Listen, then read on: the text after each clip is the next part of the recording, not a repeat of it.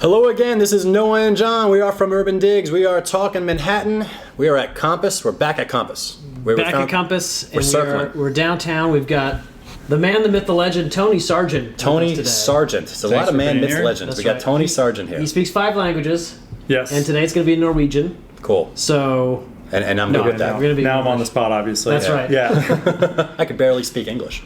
Yeah, that's true. I try. I actually used to speak with an English accent until I was in school in Norway and went to a school with a lot of Southerners, so I lost my accent there. Oh, there you go. That'll do. Well, thank you for taking the time to join us. Thank you for inviting me. A lot of agents listen to this, consumers too, but this is mostly professional agents, and they're curious about what's going on in this market. So I want to extract all those insights in your brain and get right to it. What's going on out there? So, I mean, as I predicted late last year, what I'm seeing out there, there's actually a lot more contract activity happening in all segments of the market, especially under $2 million. Basically, if something is priced correctly, there was a studio in my building that was underpriced, and they were getting 30 or 40 people at open houses, which we haven't seen for years. So, and there's a contract out on that. And if you're in Manhattan, the bottom line is this: you've got to price correctly, because regardless of what segment you are, if you're in the million and under, if you're in the 2 million and under, you still have to price correctly, because there's a lot of inventory out there, and prices have come down. I think what you're seeing is that, like in 2009, there's been enough reports out there, and then in the press now, we had the July reports, we had the December reports that say prices have come down. And as you've had prices coming down, you've had rents going up. Yeah. Right. So as that's happening, you're starting to see a lot of people. I'm starting to see a lot of people. A lot more people at my open houses. Now, it really depends, just from a standpoint of getting, I think the first thing is you have to set expectations properly. Yeah, so important. Every seller I meet, I'm literally saying, and this is something I did in 2010, 2011, 2009, was if we look at pricing, let's say it's 600 or 700,000, or we're looking at 2 million, I will throw out a number in the pitch to say, what would you do if you got an offer of 100,000 less or 150,000 less? So you're sort of like game planning. Yeah. Yeah, I'm game planning and also like pre-qualifying my sellers. But I think it's also important. I'm looking at lists. I'm looking at sales today that were, if you look in Chelsea, for example, there were 56 sales last year. Right. In all of Chelsea, 3 million plus, 3 million, 2.5 to 4.5 million, 3 and 4 bedrooms, right? There are properties that are now sold at 3.9 that are selling for less than they were bought in 2016. Right. So if you're a seller and if you're a broker and you're taking on an overpriced listing, you're pretty much putting yourself out of business, as well as you're disappointing that seller. Yeah, and I mean, a lot of the inventory has been going up. I mean, as the bid's been going down and the pending sales been going down, that inventory's been kind of piling high. And people kind of describe this market as an inventory problem market. It's an inventory problem because you have a climbing of inventory, of resale inventory, but you have such an oversupply of new development inventory as well. And what's been happening is, if you look in this area, for example, 10 years ago, if you wanted a 3-bedroom, what did you have to do? You had to buy one. Yeah. Today you have so many luxury 3-bedrooms that were built that that aren't being sold, they're being rented. Yeah. So if you want to send your kid to Avenues, or you want to, you can actually rent a really nice brand new development as opposed to buying something. And that's part of the issue for the resale market. The other big thing is there's a demographic shift. 10 years ago, we were wired to our desk. We were barely just getting onto our phones. Today, people are not wired. Yeah. So as a buyer, you can go. There's a lot of people going to Brooklyn. Yeah. That was not an option 10 years ago. It was an option, but it was the alternative option. Now it's a primary option. Interesting. People are actually that would have been in the downtown area considering Brooklyn, or even, and I'm seeing people come back from Brooklyn as well on some level. But your trains are better, your inventory is better. There's neighborhoods. You've got you've got an ecosystem out there versus you're just getting an apartment. Right. Very interesting. I just want to touch back to what you were saying before. Most of the activity that you're seeing is in the 2 million and under sector, is what you mentioned. And I'm looking at pending sales, and I broke it down by price point here. So I'm looking at a chart here in UrbanDigs. 600K to $1 million pending sales is up 25% year over year. 1 million to 2 million pending sales up 21.6% year over year. And I believe, if I looked at Manhattan wide, I believe it's 17% is what the average is. So those two sectors are definitely outperforming. So my question is, above those sectors, what do you see going on in the 2 to 5 million range? I mean, if you're lucky enough to do business in super luxury. So my bread and butter has always been 2 to 6 million. And it's what I see out there is that, especially like, for example, if you're looking at stuff that was traditionally 3.5, that stuff, like most of the activity is under 3. Yeah. So if you're under 3 million, like there's properties that were priced at 4.2 that are selling at 2.95 or 3.2. Right. Some big discounts. So there's some big discounts out there. So it's interesting. Like I've been bringing on some listings or meeting with sellers, and like I've tracked, for example, in the Flatiron area where there were 28 listings that I showed a property owner last year. Well, 60% of those properties that were on the market last May that were priced between 3 and 4.5 million, or 3 and 6 million, 60% of them did not sell. Right. Okay. Well, that's an interesting point, because one of the things that we've heard from other agents, which is that yes, there may be a lot of inventory, quote unquote, on the market, but a lot of it's just not good inventory. And so you go out and you see it, and the reason it's not moving is because when the fresh inventory comes on, that's what's moving, because that's the good inventory is moving. That's part of the story. Part of the story is there's a lot of inventory. So people say, well, and actually when you look in terms of sheer numbers, there isn't a lot of inventory. There's 30 listings, or there's 50 listings, which doesn't seem like a lot. The most important part that I always look at is how many contracts are getting signed per month. Right. You need to look at the contract signing, because you can have 30 listings, but if you're getting 1 contract signed a month, and if you look at some of the areas, you're getting 1 to 1.5 contracts, maybe 2 contracts getting signed a month. That's a 15-month supply. Yeah. Your balanced market, and that means you're in a seller's market. Right. So I mean, so if you understand that data, if you're working with buyers, and right now, I'm talking to all my buyers, I'm talking to all my financial advisors and saying, if you have deep pocket buyers, now is a good time to get in. Yeah. Because there is the negotiability. I'm seeing on the higher end of the market, I'm seeing 17% discounts. Okay, so this is good stuff now. This is gold. All right, I want to keep this rolling. At the higher end of the market, you're seeing 17. On average, you can see, if you're looking at 10 million plus, you're seeing 17% on average. This is from peak to trough kind of thing? No, like literally from where I'm like. Sorry, original ask to where that's so one of the numbers. Listing discount. Okay, gotcha. So listing discount. So one of the things I look at is, where did things start and where did things actually trade, right? And what was the last ask? Right. And so you get some people that are masking, while you're waiting for contracts to get closed, you see some stuff sitting at a reasonable number, but then it closes 500,000 below. Right. I just did a deal so I talked to a seller in the downtown area. They want a price in the 3.5 range. I was able to tell them that, listen, in your price point, in your sub-market, between 3 and 3.5, 3 and 3.5, there was literally 1 contract signed a month. So if you get out there and think you're going to sell, and there's 30 other properties, there's no one out there. So you can price too high and sit and just wait. And so what happened is then I got a buyer in that price point, looked at a property that had started at close to 4 million 5 months earlier, was now on its second broker, was priced in the 3.5 range, and we were able to negotiate $250,000 off that on a resale. Right. Management of expectations. And it's the first time that I was encouraging a buyer to make a really low offer, because I knew there's no buyers on that market in that moment of time. Awesome. And you can't just assume it's for the rest of time. Right. But this is wonderful, because you can use the same data set for both the sell side and the buy side. Right. It's really a matter of how you position. Same sector. And I was able to say to my seller, if you want to sell, your price should be in the 3 to 3.5, but the reality is you're going to sit there for 7 months. Right. And if you want to go faster, you need to get under 3, because 24% of all there were 24 sales under 3 in that same segment, and there were 7 otherwise. Right. Well, so not only are you going to be on the market for 7 months, but you're going to trade at the same price, more or less. Right. And I think the big thing I always think is, I come from a data background, but I'm also a visual person. So there's, as a broker in this market, if you're working with a seller, you have to have the visual side. You have people don't want to spend the money, but you have to convince them to spend the money, because right now everybody stages. So if you don't stage, you're at a disadvantage. Right. And then from a number side, you have to stay on top of what's happening. You can't just put it on the market and wait. I've got clients who sometimes say, well, I lowered my price. Well, we had that conversation 6 months ago or 8 months ago before we listed. Where's the market today? It's a moving target. Right. As you know. So you said around 17% in the higher end.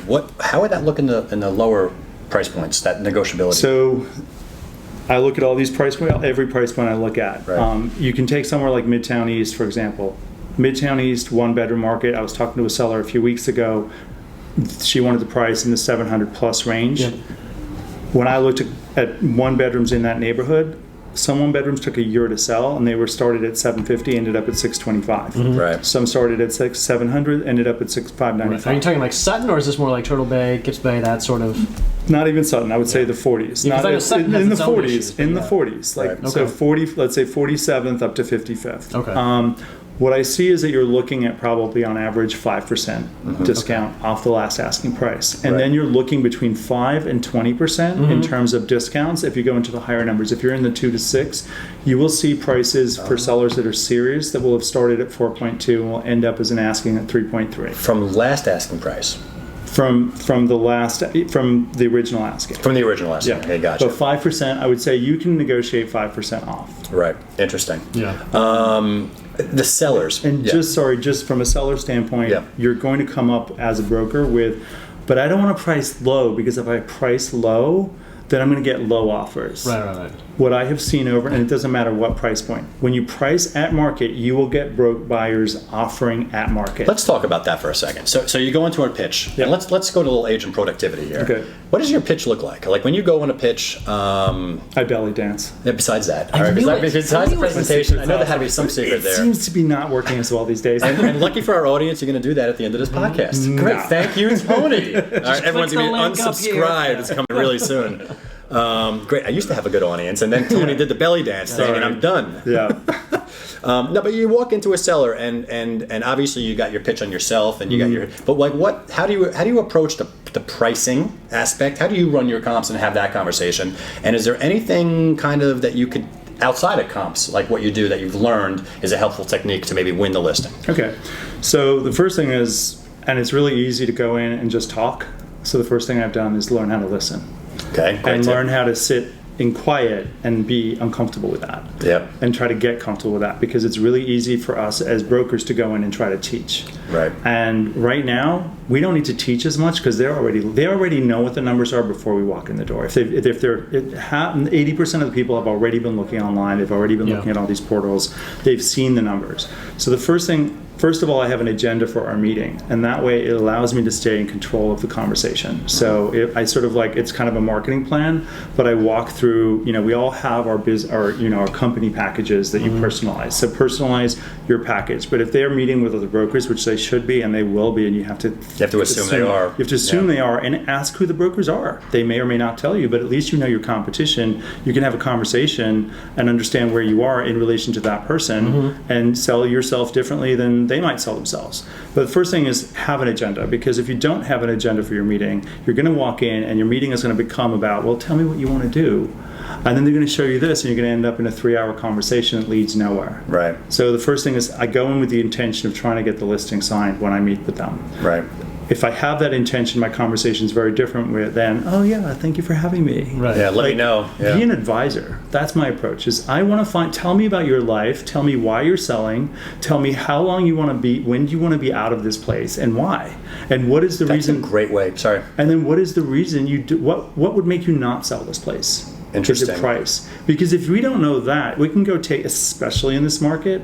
I said to a client the other day, who have already signed the listing, but they were starting to be unrealistic about what they were going back on what they'd agreed to do in terms of price and what they'd agreed to do in terms of staging. Right. And then they said, we want to raise the price 10% or 15%. And I said, you're welcome to do that. But as a business person running a real estate business, unfortunately, I can no longer work with you if that's what you plan to do. Right. You have to be willing to walk away right now from sellers who aren't realistic. A lot of brokers are not willing to walk away. They kind of want to get that listing and start to get some activity and some action, So I understand how sellers may get a broker and their broker's telling them a little bit about what they want to hear, less what the data and the comps are showing. Right. Which is perfect, because this is the thing. It's all about setting expectations. Yeah.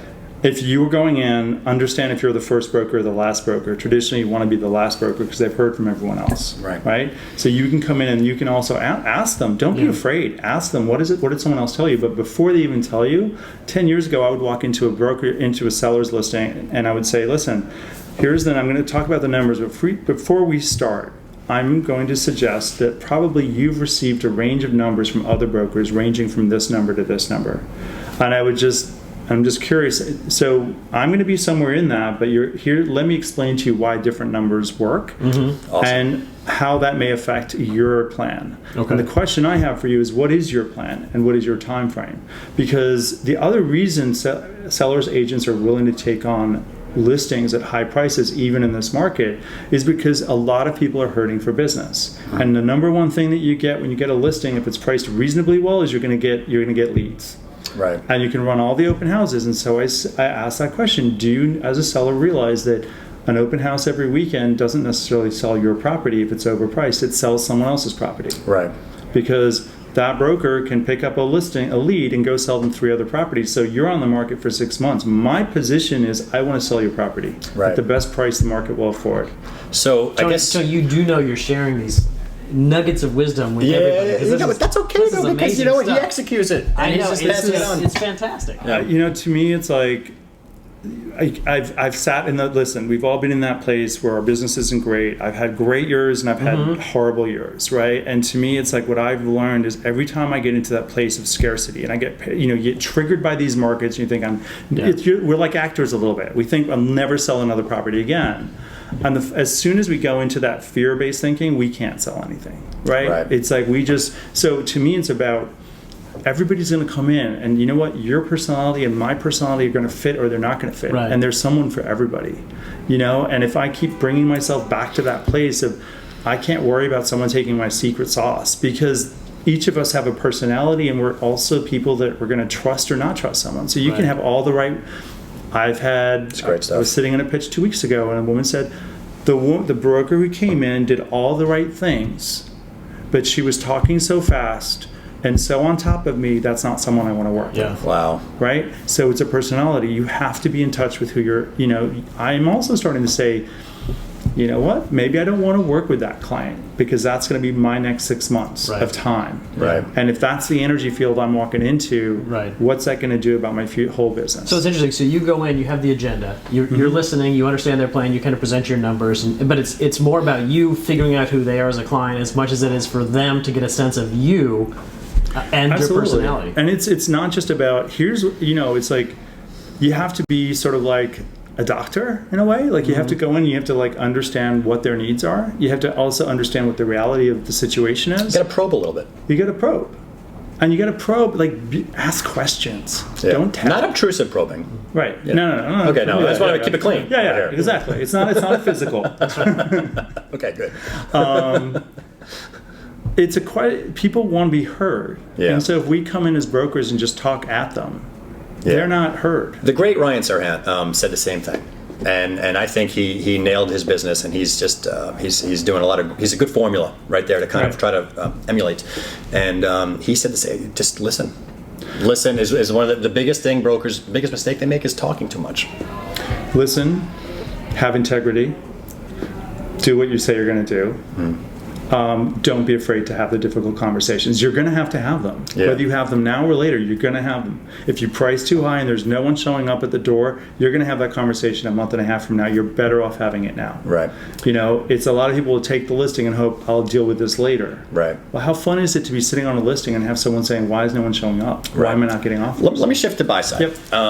You got a lot of buyers you work with? Yeah, I've always worked. Some years I've worked 60-70% sellers, and then other years I love buyers. I love taking them out because it gets me to see what the inventory is out there. Yeah, product knowledge. And there's no better way to know what the market is than to take a buyer out. You can sit I at your totally computer agree. all day long, but you walk into a place, and this is why my computers are awesome, but you have to physically walk in a place and see it. Yeah. Every agent that is not producing right now, or every new agent that comes in, should be head over heels into the buy side. Yeah. Like and any team, a colleague that is 1 or 2 open houses that they're working on their own, just work with them and get to those open houses, run those open houses, work those buyers, recycle that stuff. And it's important that we actually take care of buyers. And the thing that I'm learning in this market, even myself, is that I've always had a much more bespoke business. I was doing, a certain number of deals a year. You've got to touch a lot more people today to sell one. Yeah. Right? So a lot of people walk away from buyers. I have people that are saying they're doing really well with buyers, but all they want is the listing. And I'm like, right now, what you want is a buyer, and you want enough buyers that are well qualified that you have a timeline. Like this one's going to close in 30 days. This one might close, this one might buy in 60, 90, 120. Yeah. And the challenge of that is there's so much more for us to do. The producers in us will get on Instagram, we'll do all the things we need to do for marketing and forget to actually pick up the phone and call someone. So that's interesting. And we felt when John and I were transactional and buy side, and we were building out this UrbanDigs platform, we only work with buyers. Right. And we would have like 15, 20 buyers at any given time. And of those buyers, I would say 5 to 8 were active at that time. Another 5 to 8 were like, I kind of need another 3 to 6 months. And then another 5 to 8 were just kind of like, I'm looking to buy next year. Right. And I'm just letting you know ahead of time. So when you look at your clients right now and you look at them from ABC kind of categories of timeliness. Have they shifted their mindset? Have you had, for example, a longer term C client or a B client say, you know what, I think now's the time to buy. I'm going to actually expedite my transaction a little bit and step up? Or you're not really noticing that kind of thing yet? Are you asking that question from a standpoint of because of the market or because of the I'm asking that because every colleague that I talk to, and I'm starting to I'm starting to see it in the data, it's a little too soon to see if it's a trend or not, is telling me that for the longest time, they're seeing a little bit of an urgency out there. They're seeing more packed open houses. And this is how it starts, right? I mean, because we've been down, we've been hit, and we've been saying that this is the time for buyers to use their leverage as most as they can, to get the best deals. And it starts by all of the good properties getting higher traffic and an urgency, and then all of a sudden people start worrying they're going to lose on this property. And once they start losing on one property, then the next property, they don't want to lose on that property, and it kind of starts this ball that feeds on itself. And for the first time in a while, I'm hearing from colleagues that this is happening. Are you seeing that? Are you seeing it on your sell side? Are you seeing it on your buy side? This is what I'm curious about. I see it more on the buy side when I'm out with buyers. Areas like Brooklyn, even last year, flying off the shelf. You're in a multiple bid situation usually right off the bat. Manhattan, a lot less so. So it depends on, again, what price point you're in. If you're in the 3.5 to 5 million in Manhattan, not so much. Are we getting more people and more traffic? Yes. But if you're in the 2 million and under, and it's priced correctly, you're going to be there. But I definitely see, like, there in my building that I live in the West Village, there were 3 open houses 2 weeks ago. I hadn't seen 40 people in the lobby in 2 or 3 years. That's the kind of stuff I'm hearing. Yes. And I'm curious, is it's anecdotal, and people have to understand that what we're reporting on is in the field, streets level, as raw as you can get. Decipher whether you want to agree with it or not. It takes at least, let's say you have an accepted offer, you have a multiple offer situation, it takes at least a week or 2 to get that contract executed, fully due diligence, and then the broker's going to go update it in the system. So there's a couple of week lag between everything we're saying and seeing those contracts signed, 2 to 3 weeks minimum. Sometimes it gets more complicated. And the other piece there is that the property has to be right. People are much more, if something's overpriced compared to something, they have an urgency, but there's also a hesitancy that's still out there. So it's not at the level, like, I think if you look at somewhere like Park Slope, or you look at somewhere like Cobble Hill where there's been activity, or Williamsburg where there's been a surge in activity in the last year, you will see that where people are chasing each other down the road. But I think in the Manhattan market, you still have to have something of quality, and it has to be priced correctly. Because if not, as much as people want to make a move, they're still afraid of making the move, and they've still got the rental option. Well, thank you for bringing me down to earth. I felt like I was floating away a little bit for a second. I thought it was like 2013, 14 all over again. No, it's not. No. Well, and it's interesting when you think about it, because the mortgage rates are the best they've been in a long time, right? The stock market's at 29,000 or whatever it is versus 20,000, 4 years ago. So that's the kind of thing that's like, well, where's all this money going? And I think part of this is also, again, I think we're looking at a complete demographic shift that people aren't looking at when they're looking at contracts. What are today's buyers looking for? So if you're 30 years old today, 2008 was 11 years ago. If you're 30, you were 19. You were in college. What happened to your parents in that moment of time? Did they lose their house? Did they get foreclosed on? If you did, if that was your experience as that affected you as a buyer. That affected you as a buyer. And people are saying, why aren't people just rushing? Your risk tolerance goes straight down if they're experiencing it. Yeah, and we talked about it at the time when it was happening, but now we're 10 years later. We're 10 years later, and so it's funny. I walk in and sellers will be like, well, I just renovated a few years ago. We renovated 20 years ago. 20 years ago to the person walking in the door that's 38 to 30, they were 12 years old. Your place looked like grandma's place. This is great. We're running out of time. We have to do final thoughts. Really, final thoughts. We're going to have to wrap this up. So buyers out there, I got to summarize what you just said for buyers. For buyers, it's an awesome market. Honestly, it's an awesome market. There hasn't been this numbers for certain price points are you can say your prices are from 2008 to 2013. That's where most prices are today. Compared to if you were looking in 13, 14, 15. So if you're a buyer and you're looking to stay in New York, I would get out there and look for something and buy something, because rents are going one way and that's up. Right? There isn't an oversupply of rental market stuff, and if commissions come down, you're going to see those numbers go up anyway. From a seller standpoint, if you're a broker looking at sellers, you're not alone. The seller's not alone. Make sure the seller feels that they're in context. Give context. They always feel like they're alone, as do brokers. So talk to your colleagues. Find out how they're doing. If someone sold something, what did they do to get it sold? Get that idea and share it. If you're a listing broker, share with other people what's going on so that you're not alone. Because I think in this market, it's about being a team, whether it's with someone who's on your team or someone in your office or even co-brokers. Right. And that's what I would say. And final for agents, especially new agents out there? I would say for new agents out there, get out there and hustle. Get out there and get as much experience. And that means running open houses, try to pick up new leads. Don't assume that you've been in the business for a year and therefore you know everything there is. I made the mistake at 3 years in thinking I knew everything, and 20 years so much in, to learn. I still feel like I'm new. So get on a team. I think it's much more important. I've always avoided teams. I've had teams at times, but I think in this moment in time, having a team is really important. So if you're a new agent, put your ego aside, get on a team and learn from someone who's been doing it well and has a lot of throughput, because you're going to learn all the tricks of the trade. You're not going to need to spend 5 years doing that. Awesome. And then you can branch out and do your own business. That's Exactly. When you're ready. Awesome. This is great. This is Noah and John. We're with Tony Sargent. We're at Compass. We're talking Manhattan. And we're from UrbanDigs. And we'll catch you next time.